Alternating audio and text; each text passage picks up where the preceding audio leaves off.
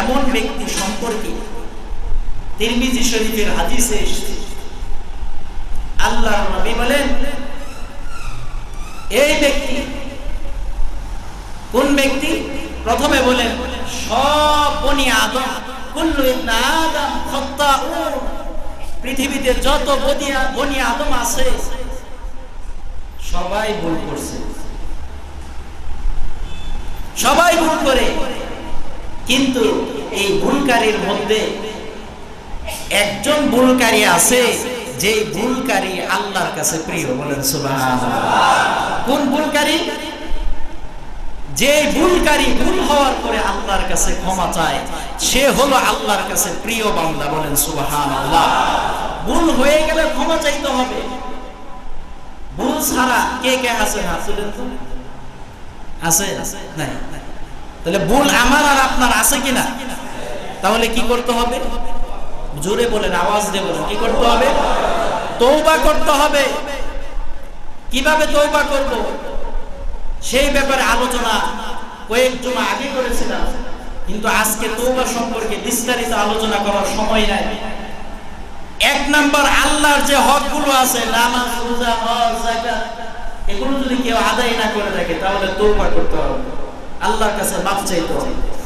আর যদি কোনো বান্দার হক নষ্ট করে থাকি তাহলে ওই বান্দার কাছে ক্ষমা চাইতে হবে।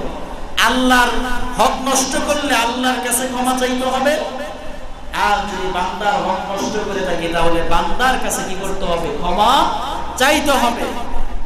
মুহতারাম হাজিরিন, আজকের যে আলোচনা করলাম, এই আলোচনার মূল বক্তব্য হলো, আমি আপনি মানুষের চোখ ফাঁকি দিয়ে যতই অপরাধ করি আর লুকাই না কেন, আল্লাহ পাকের কাছে কোনো কিছু গোপন থাকে না, লুকায়িত থাকে না।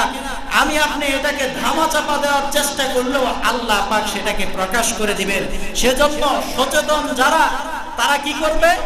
তাদের ভুল হয়ে যাওয়ার সাথে সাথে আল্লাহর কাছে ক্ষমা চেয়ে পরিষ্কার পরিচ্ছন্ন হয়ে জিন্দেগির সব ভুল ত্রুটিগুলো ক্ষমা চেয়ে আল্লাহর কাছ থেকে ক্ষমা চেয়ে নিয়ে সংশোধন হয়ে যাবে। বলেন ঠিক কিনা?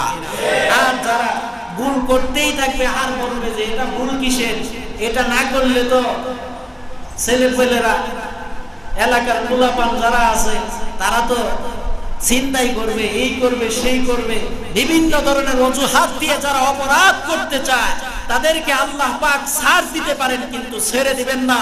দুনিয়াতে যদি ছেড়েও দেন কিন্তু কিয়ামতের ময়দানে তাদের ছাড় নাই। ঠিক কিনা? সেজন্য খুব সচেতনতার সাথে আল্লাহ পাকের কাছে আমরা দোয়া করি, আল্লাহ পাকের কাছে আমরা পানা চাই, মাফ চাই, ক্ষমা চাই। আল্লাহ তাআলা যেন আমাদের জিন্দেগির সব রকমের ভুল ত্রুটিগুলো ক্ষমা করে দিয়ে আল্লাহ পাক যেন তার প্রিয় বান্দাদের তালিকাভুক্ত করে নেন। চিল্লায়ে বলেন আমিন।